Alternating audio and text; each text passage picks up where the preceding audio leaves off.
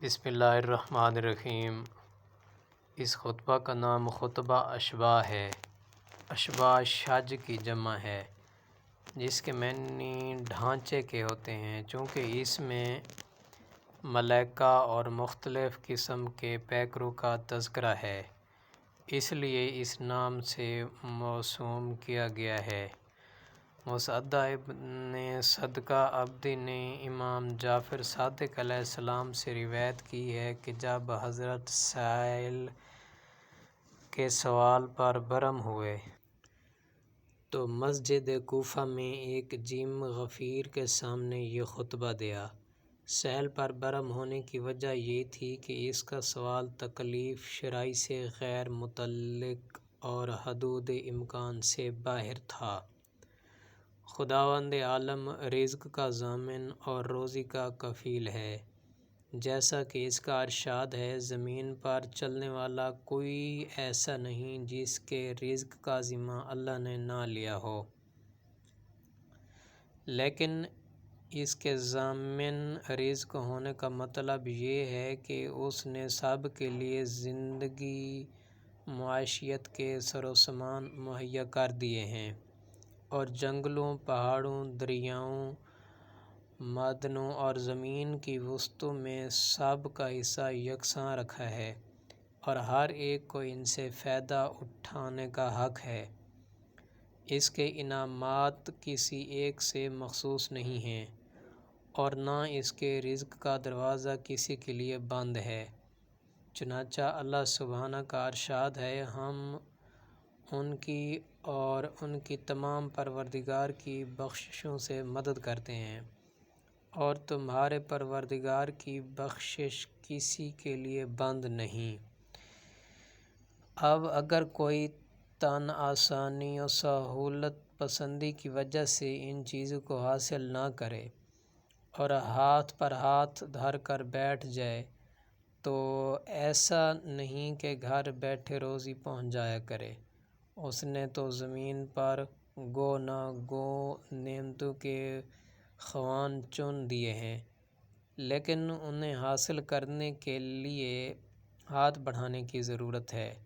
سمندر کی تہہ میں موتی بکھیر دیے ہیں، لیکن انہیں نکالنے کے لیے غوطہ زنی کی حاجت ہے۔ پہاڑوں کے دامن میں لعل و جواہر بھر دیے ہیں، لیکن کوہ کنی کے بغیر ان تک رسائی نہیں ہو سکتی۔ زمین میں نمو کے خزانے موجود ہیں، مگر تخم پاشی کے بغیر ان سے فائدہ نہیں اٹھایا جا سکتا۔ دنیا میں چوطرفہ رزق کے انبار بکھرے ہوئے ہیں، سفر کی مشقتوں کے بغیر انہیں سمیٹا نہیں جا سکتا۔ چنانچہ پروردگار عالم کا ارشاد ہے: زمین کے اطراف و جوانب میں چلو پھرو اور اس کا رزق کھاؤ۔ اس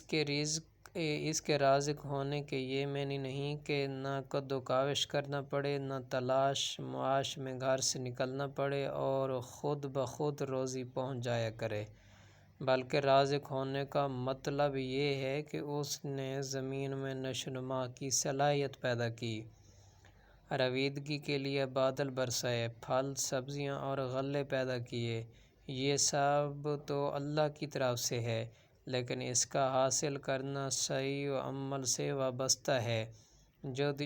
جدوجہد کرے گا وہ اپنی کوشش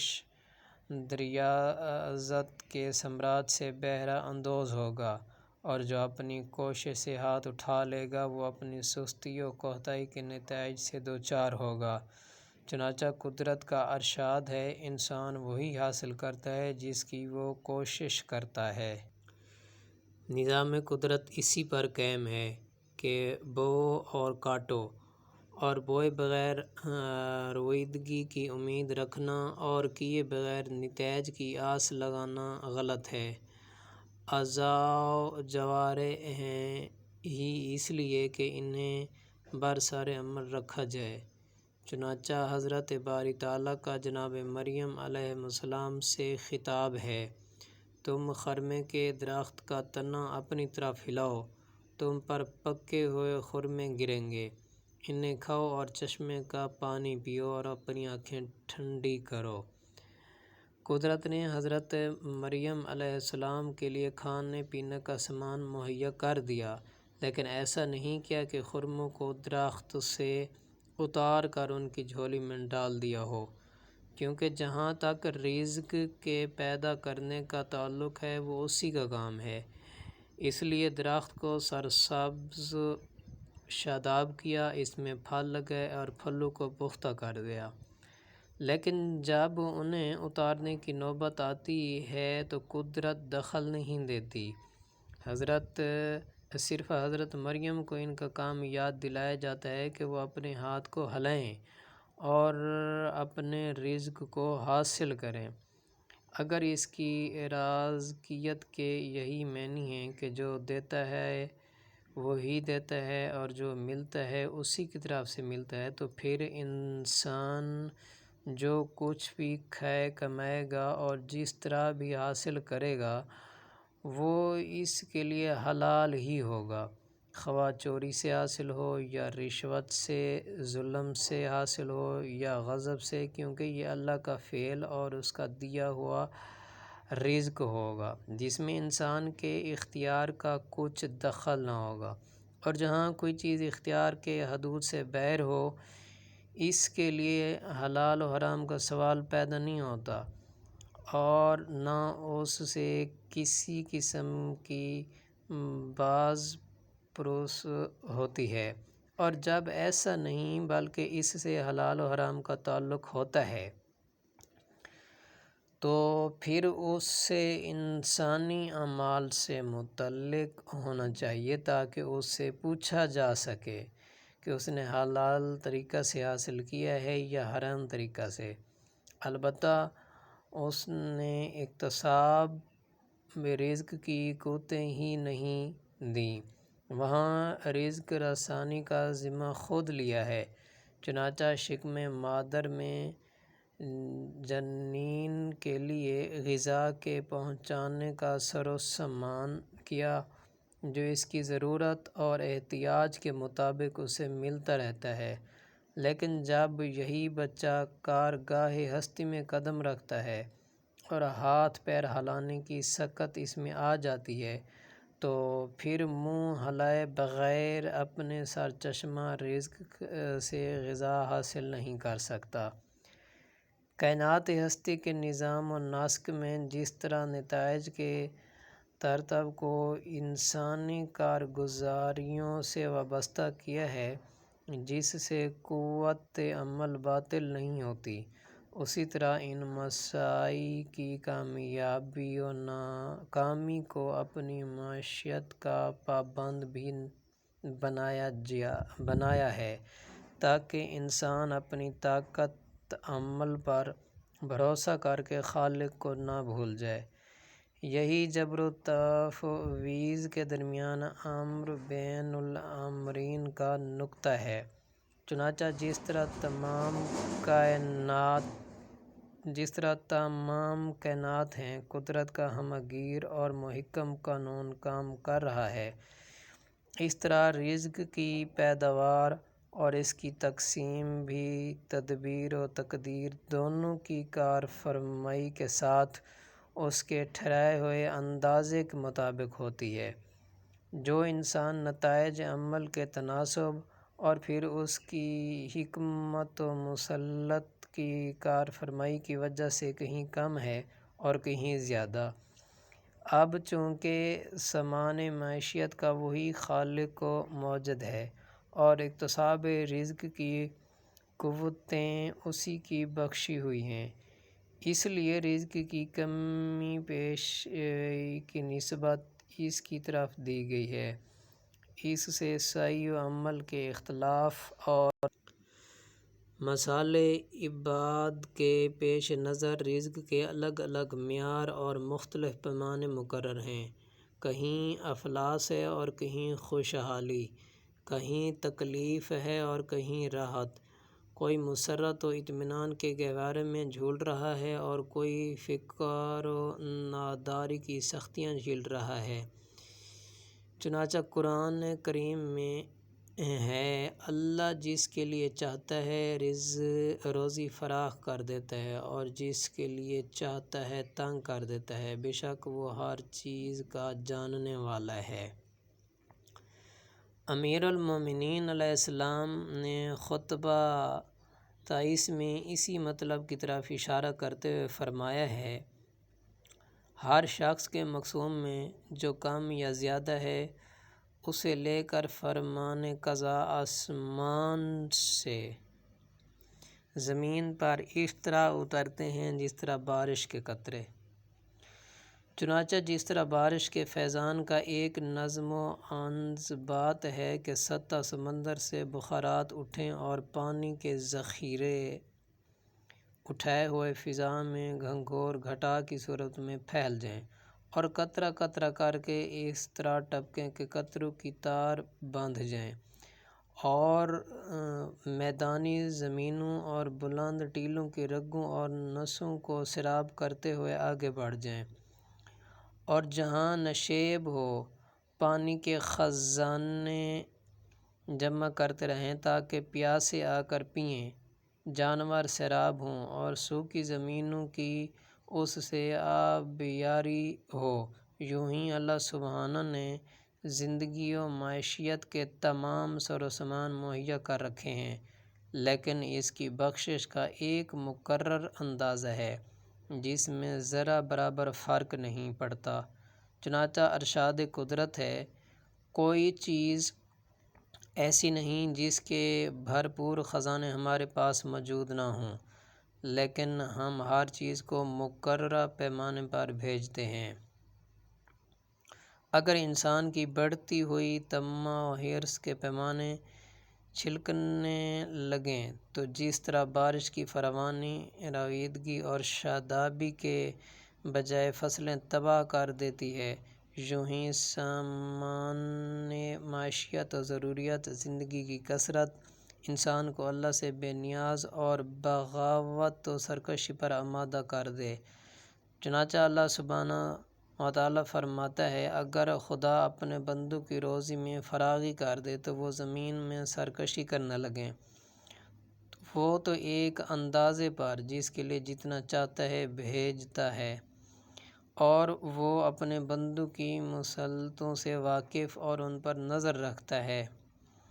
اور اگر رزق میں کمی کر دے تو جس طرح بارش کا رک جانا زمین کو بنجر اور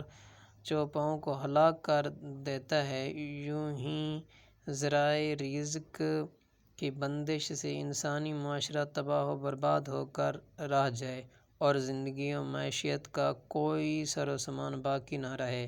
چنانچہ اللہ سبحانہ کا ارشاد ہے، اگر خدا اپنی روزی کو روک لے تو کون ایسا ہے جو تمہیں روزی دے؟ لہٰذا اس حکیم و دانا نے ایک متناسب و معتدل طریقہ پر نظام رزق جاری کیا ہے، اور رزق و روزی کی اہمیت ظاہر کرنے اور ایک کو دوسرے سے مرتب رکھنے کے لیے رزق کی تقسیم میں تفرقے پیدا کر دیے ہیں۔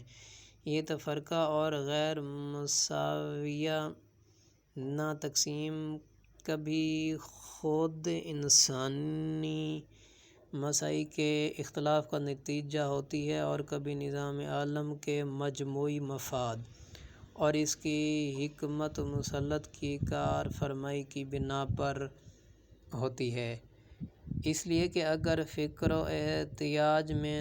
نادار کے صبر و استقلال کا امتحان لیا ہے تو ثروت و دولت میں دولت مند کے شکر اور ادائیگی حقوق کی کڑی آزمائش ہے کہ وہ فقراء و مساکین کے حقوق ادا کرتا ہے یا نہیں، ناداروں اور فاقہ کشوں کی خبر لیتا ہے یا نہیں۔ اور پھر جہاں دولت ہوگی طرح طرح کے خطرات بھی پیدا ہوں گے، کبھی مال و جائیداد کے لیے خطرہ ہوگا، کبھی فقر و افلاس کا کھٹکا ہوگا۔ چنانچہ بہت سے لوگ ایسے ہوں گے کہ جو دولت کے نہ ہونے کی وجہ سے اپنے کو زیادہ مطمئن اور خوش پاتے ہوں گے، ان کے نزدیک یہ بے سر و سامانی اور بے مائگی اس دولت سے کہیں زیادہ بہتر ہوگی جو ان کے آرام و اطمینان کو چھین لے، اور کبھی بھی دولت جسے انسان جان سے زیادہ عزیز سمجھتا ہے اس کے جان جانے کا سبب بن جاتی ہے۔ پھر یہ بھی دیکھا گیا ہے کہ جب تک دولت نہ تھی اخلاق محفوظ تھے، سیرت بے داغ تھی، اور ادھر مال و دولت کی فراوانی ہوئی کہ اخلاق تباہ ہو گئے، کردار بگڑ گیا۔ اب شراب کا دور بھی ہے، مہوشوں کا جھم گھٹا بھی ہے، نغم و سرودگی کی بزم بھی ہے۔ اس صورت میں دولت کا نہ ہونا ہی ایک نعمت تھا، لیکن انسان اللہ کی مصلحت سے بے خبر ہونے کی وجہ سے چیخ اٹھتا ہے اور وقتی تکلیف سے متاثر ہو کر شکوہ شکایت پر اتر آتا ہے، اور یہ نہیں دیکھتا کہ کتنی برائیوں سے اس کا دامن بچا رہا ہے کہ جو دولت کے ہونے کی وجہ سے پیدا ہو سکتی تھی۔ لہذا دولت اگر راحت کی کفیل ہے تو فقراء اخلاق کا نگہبان ہے۔ اے امیر المومنین، امیر المومنین نے جس اعجازی بلاغت کے ساتھ خداوند عالم کے عالم جزائیات ہونے پر روشنی ڈالی ہے، اور جن پرشکوہ لفظوں کے ساتھ اس کے علم کے ہمہ گیری کی تصویر کھینچی ہے، وہ منکر کے ذہن کو بھی متاثر کیے بغیر نہیں رہ سکتی۔ چنانچہ ابن ابی الحدید نے تحریر فرمایا ہے، اگر ارسطاطالیس کو، جو خداوند عالم کے عالم جزائیات ہونے کا منکر ہے، اس کلام کو سنے تو اس کا بھی دل جھک جائے، رونگٹے کھڑے ہو جائیں، اور خیالات میں انقلاب پیدا ہو جائے۔ کیا اس کلام کی آب و تاب، دبدبہ و طنطنہ، شکوہ جلال اور متانت و پختگی تم نہیں دیکھتے؟ اور ان اوصاف کے علاوہ اس میں شیریں بیانی، رنگینی، لطافت اور سلاست کے جوہر نمایاں ہیں۔ مجھے تو کوئی کلام اس سے ملتا جلتا ہوا نظر نہیں آتا۔ اگر کوئی کلام اس سے میل کھاتا ہے تو وہ خالق کلام کا کلام ہے، اور اس میں تعجب ہی کیا ہے جب یہ اسی شجر کی بلند شاخ، اسی دریا کی جدول اور اسی تجلی کا پر تو ہے۔ جن لوگوں نے صرف اسے عالم کلیات مانا ہے، ان کی دلیل یہ ہے کہ چونکہ جزائیات میں تغیر و تبدل ہوتا رہتا ہے، لہذا اسے عالم جزائیات ماننے کی صورت میں اس کے علم کو بھی متغیر ماننا پڑے گا، اور علم چونکہ عین ذات ہے، لہذا ذات بھی تغیرات کی عام جگہ بن جائے گی، جس کا نتیجہ یہ ہوگا کہ وہ حواس قرار پا کر اپنی قدامت کو کھو بیٹھے گا۔ مگر یہ ایک زہر فریب مغالطہ ہے،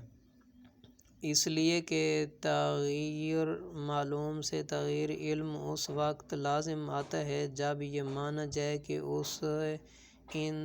تغیرات کا علم نہیں، اور اگر تمام تغیر و تبدل کی صورتیں اس کے سامنے آئیں تو کوئی وجہ نہیں کہ تغیر معلومات سے اس کے علم کو بھی تغیر پذیر سمجھ لیا جائے، جب یہ تغیر صرف معلوم تک محدود ہے اور علم پر اثر انداز نہیں ہوتا۔